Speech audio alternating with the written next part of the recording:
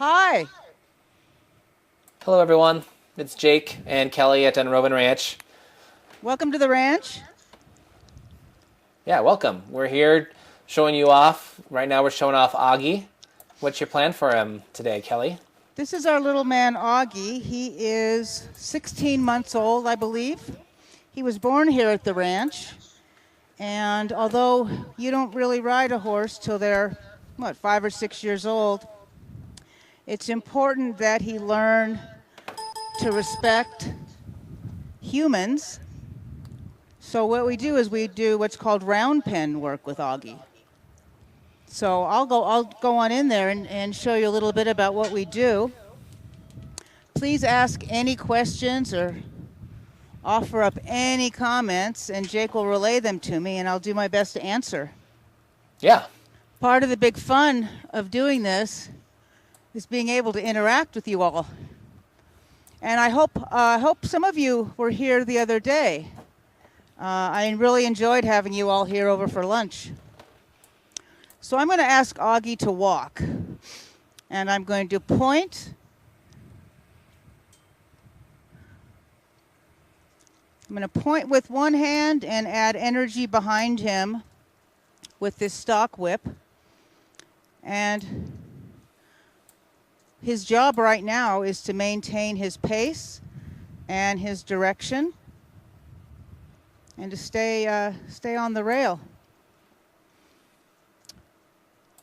So Augie's full name is Aussie's Golden Echo.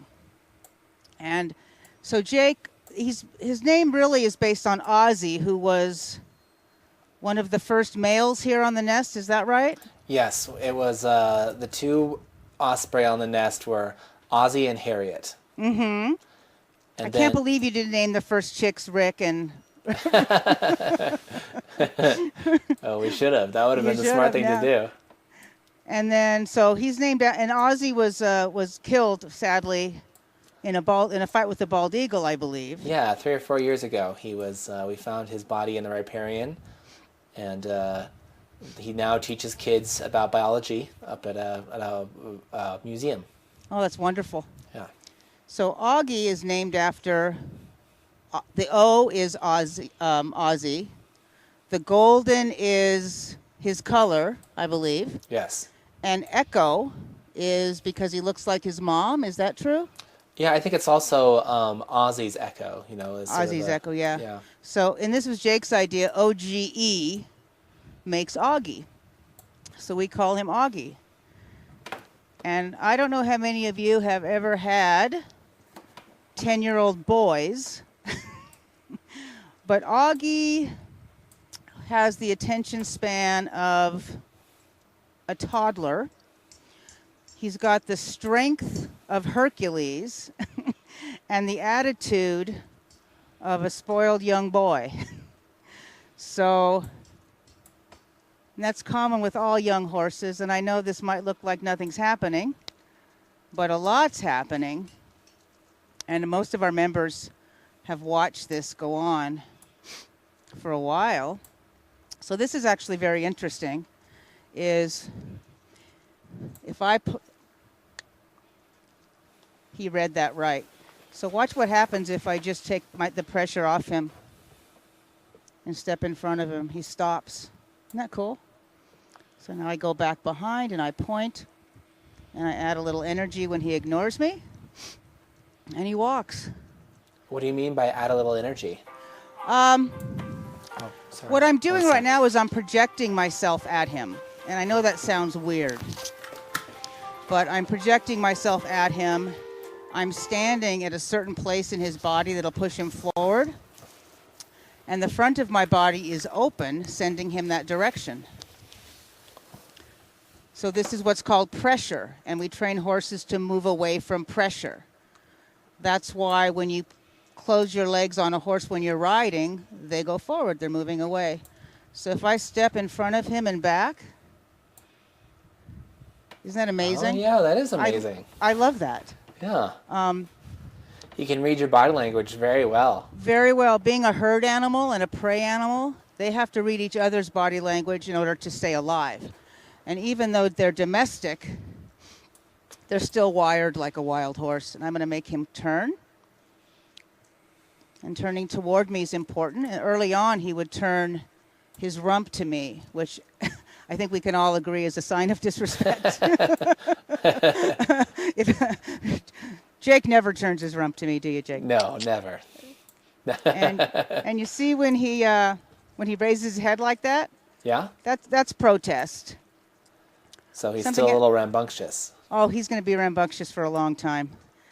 He was raised by his mother and his grandmother. His mother's Lady Lonza, who is that direction. And his grandma's Annie, who passed over the winter of old age, basically. Yeah, Annie was our first horse.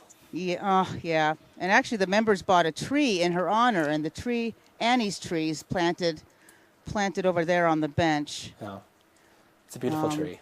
So he was raised by, he was spoiled, you know. Let's just say he was a spoiled brat. His mom and his grandma raised him. So that'll tell you a little bit more about Augie. And something else I don't know if you noticed, but when he starts to walk in toward me a little bit. Yeah? And that's a sign of disrespect as well. He's saying, you know what, I don't think so. He's kind of not giving you your space. Yeah, exactly. Oh, he anticipated something. He anticipated me changing directions. Oh. And now he's licking and chewing. Licking and chewing as a phrase is something we look for when we're training. And even when we're just riding, it's a sign of processing what he's learning. And it's a sign of relaxation also. Hey, buddy. Kelly, Sandra at the village is interested in the farrier. Do you mind going over and saying hi to the farrier? Oh, I don't mind. I don't think Calvin wants to mic up, but... We'll just maybe talk a little bit about what his plan is. Yeah, so this is our farrier, Calvin. And, he's even stopping for me. Thanks, Calvin. So, what Calvin does, I don't mean to stop you. Go ahead and do it. So, Calvin comes every 6 to 8 weeks, and he shoes the herd. Calvin's a farrier. Farrier actually comes from the French word fer, which means iron.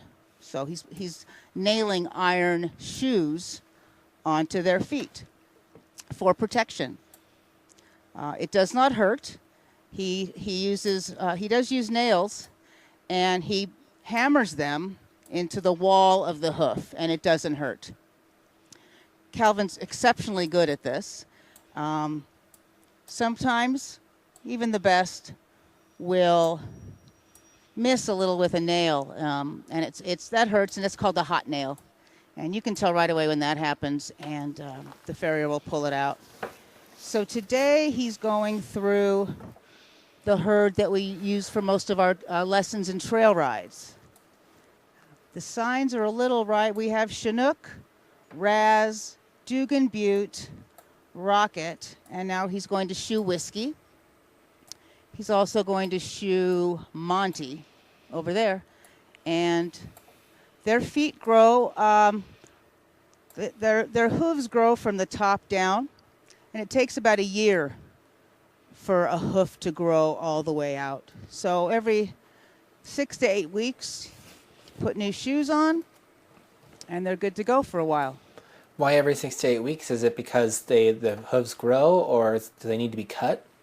Yeah, the hooves grow, and so the shoe needs to come off, and you, with nippers and a rasp, a big file called a rasp, you cut off the front. It's like clipping your fingernails, is what it is.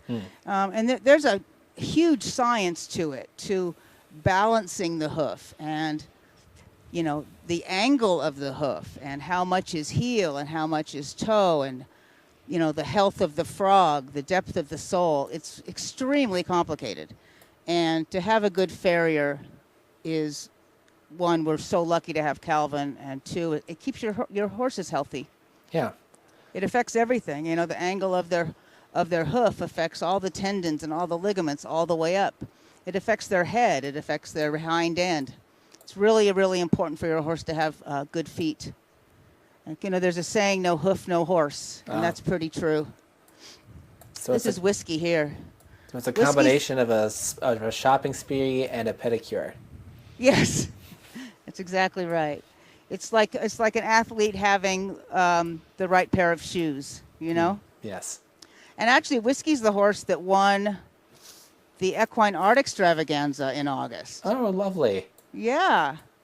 He was, Atheon, a Greek god, I believe. Atheon, yeah. Which is Whiskey in a nutshell. He's awesome. He's one of our go-to horses. He's been here quite a while. And we can put anyone on him. We can put a kid. We can put a novice. We've even had, when was it? We've had German dressage riders ride Whiskey, and they wanted to take him home. He's a great horse. All the way to Germany. Yeah, all the way to Germany. It's funny, you know, a lot of people, actually, I would say everyone that comes here, it's on their bucket list to ride a horse in Montana.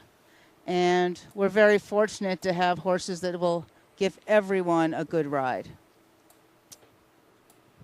Yeah. What we have going on now is I'm going to walk over toward the arena. I guess they put the horses back.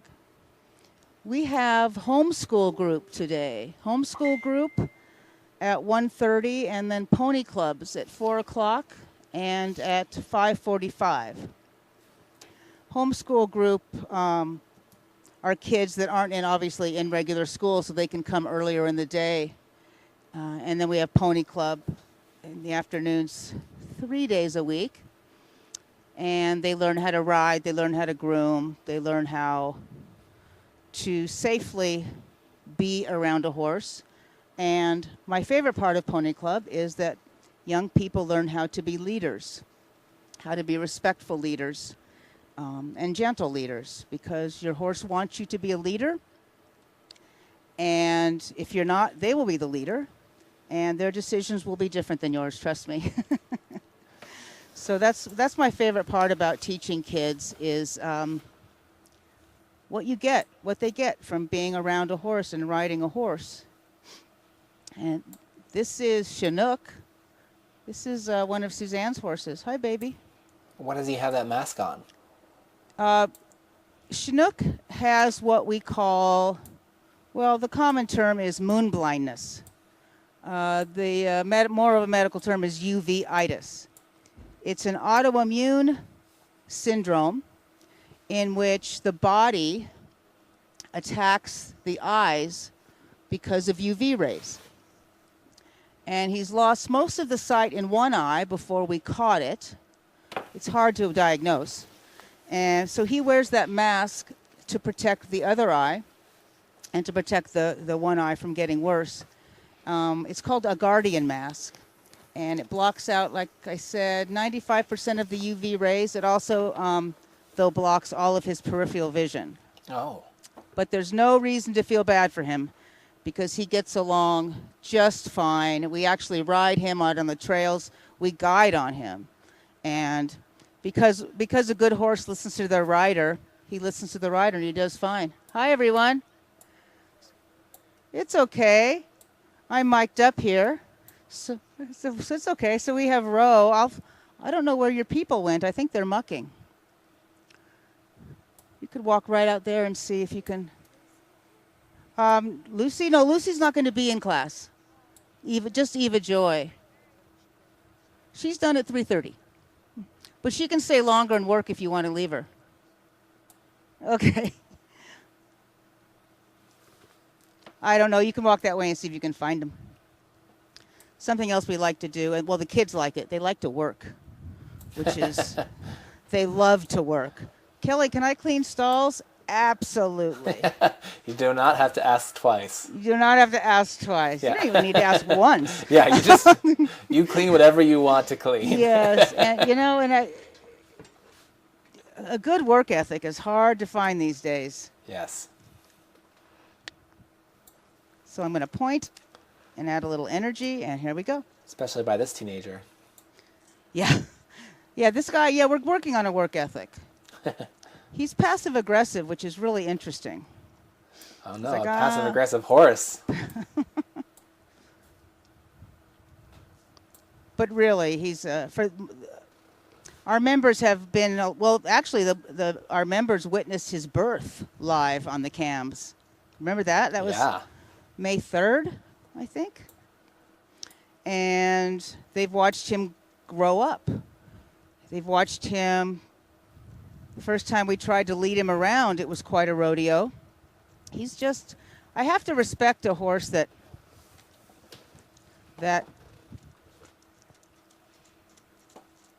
has a mind of their own.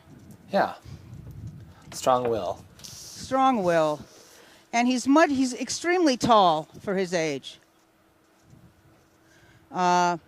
He was bred... Ho. He's just confused right now. Ho. Good boy. He's very tall for his age. He was bred to be small, so Suzanne could get on him. And I think that, this height he is right now is... He's probably 15.1. But he's going to grow another 4 inches probably. They grow till they're about 5.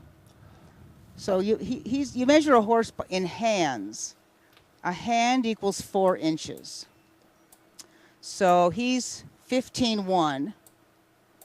We say 15.1 hands high. So he's 15 times 4 plus 1. And Jake will do the math real quick for me. Well, actually, Kelly, we have some people wondering a little bit more about you. Could you tell everyone at the village your name and how you got to come to Dunrovin, and sure, a little bit more about you? My real name. My full name is Kelly Kozak. I am 58 years old. I am almost 59, which is unbelievable. I grew up in Los Angeles. I spent most of my first 50 years in LA. I was pre-vet at UC Irvine until I hit chemistry. And then I decided, I don't have this brain. So I kept writing. I worked in the entertainment business for 13 years. I was a school teacher for 10, elementary school. And then I went to Mongolia. I wanted to go ride horses in one of the last remaining horse cultures. And I spent 2 weeks in Mongolia, and when I got back, I experienced such culture shock. Even after 2 weeks, I wanted to live with my horse, and I wanted to be where it was green. So I moved a little bit north of Los Angeles. Some of you might know Lakeview Terrace. It's in the valley, as we say. And I stayed there, and I just was going to turn 50, and I just hit a wall of, I don't want to do this job anymore. I don't want to live here anymore. I want to be with my horse all the time. So and this is not an exaggeration, I gave my belongings away. I quit my job, left my career as a teacher, loaded up my little 2-seater convertible with my dog and some jeans and boots, and shipped my horse, Doc, who I still have. Shipped him to Colorado, and I went to live with my brother for about a year or so. Wow. And I tutored and did ranch sitting to make ends meet. One day I oddly connected with someone I hadn't spoken to in 20 years. We were friends. We were horse riding friends in Los Angeles, and she was living in Western Washington. I said, I got to get out of here. I get restless. So she said, I have a little farm in Washington. Why don't you come out here? I said, okay, which is my standard answer for everything is okay. Why not, right? So I sent my horse. I loaded up my dogs. I had 3 by then, and stayed. Good boy. Stayed for 7 or so years in Western Washington, Carnation, Washington, and did some tutoring again. Did some ranch sitting. And I had a couple, my last position in Washington actually is I built up a 88-acre property for an Amazon executive. Wow. Which was a lot of fun because I could do what I wanted, and I learned a tremendous amount about fencing and shelters and good grass and bad grass and things like that. Yeah. And I did that for 3 years, and the weather does not suit me in Western Washington. No. And it's dark. It's dark and cold. Rainy. Yeah, rainy. So I, like I do, I said, okay, it's time to do something else. And I went on Craigslist to look for work. And I'm a little picky. No, I'm a lot picky about horses, how horses are cared for. So I did some research. There's places I couldn't work or wouldn't work. And I thought, well, what state am I going to go to? And I had never even really thought about Montana. But everyone said Montana is a fantastic place. So I searched, horse jobs in Montana, and Dunrovin Ranch was looking for a manager. And I applied, and I came out here and interviewed, and they put me on a horse, and I guess I passed, because the rest is history. And by far my favorite job I've ever had. I mean, seriously, I get to ride horses all day, and I get to talk to people and learn about people and make people happy, and they make me happy. So, well, we've definitely made use of your entertainment experience credits as well as your horse experience. Well, I was always behind camera, and I was the world's shyest person up until about when I was 52. I read one of my stories out loud in public, and I almost threw up beforehand. But after I got through it, I loved it. Yeah. So it's fun. It's really fun. Oh. They have a Tell Your Story Hour at the NPR in town. You should try that someday. Oh, you know what? Yeah, tell us something also. I could tell us something, yeah. do tell us something. I've got so many stories. If you live long enough, hopefully you have a lot of stories. Lots and lots. And hopefully most of them are for for public consumption. Yeah. I hope we all have a few that are embarrassing, Mm-hmm. Just a couple. Yes. Just a couple. How long were you in Washington? Oh, I think 7 years or so. Oh. I wonder if we have anyone I think we have someone in the village from Washington. Yeah. I think so. My grandparents lived over in Enumclaw. I know where that is. Yeah. Before they moved to the village. Okay. Oh, nice. Yeah. I didn't know that. Yeah, we had them, our grandparents, so Suzanne's mother and father, they lived in Enumclaw, Washington, which was next to their son. And then when Mom moved from Alaska to Montana, she brought them over to the village, and so they could live close to her. Ah, very nice. Yeah, I used to go visit my grandma over there. One time I brought over my choir. Oh, did you really? Yeah. Oh, that's wonderful. I was in the choir at Big Sky High School, and we came and performed for the village. Oh, very nice. Yeah. I know that I think we promised some residents of the village that we would bring the donkeys over. Well, we can go say hi. Huh? We could, yeah, the donkeys could say hi. Yeah, that'd be fun. Wouldn't that be fun? Yeah. Yeah. So it looks like our homeschool is in session, and it's kind of a slow day. It'll be nuts around 4 o'clock, actually, when the Pony Club starts. I think today is when we have our 3-year-olds. We have a couple of 3-year-olds who are beyond adorable. They're about this tall, I swear, and they ride our 2 ponies over here. That's Captain Lewis and Captain Clark, of course. And they're fantastic, boy.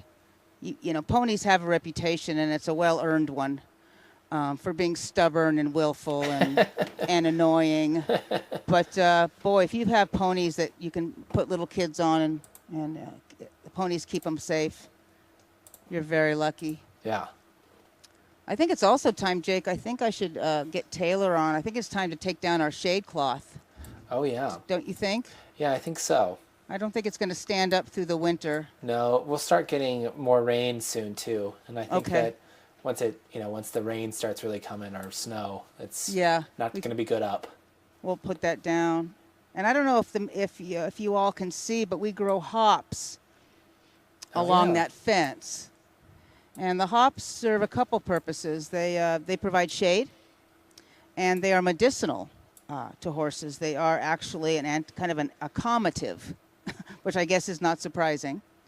I know last year, one of our guides last year, Maggie, took a bunch because she and her fiance make beer. And maybe one of these days we'll have a Dunrovin lager, you know, or Dunrovin ale. Or Dunrovin that brew. Wouldn't that be neat? Yeah, that would be good. So, and if you, I don't know if any of you know about hops, but if you crush them in your fingers, they smell like beer, which I guess is not surprising either. I think We've that the also- people at the village are ready to sign off now. Okay, well, thank you all for joining me. I really appreciate the company today. Yeah, thank you too. It was nice to be on with you, Kelly. Yeah, you too, Jake. Thank you. See you guys later. All right, see you later, guys. Bye. Bye.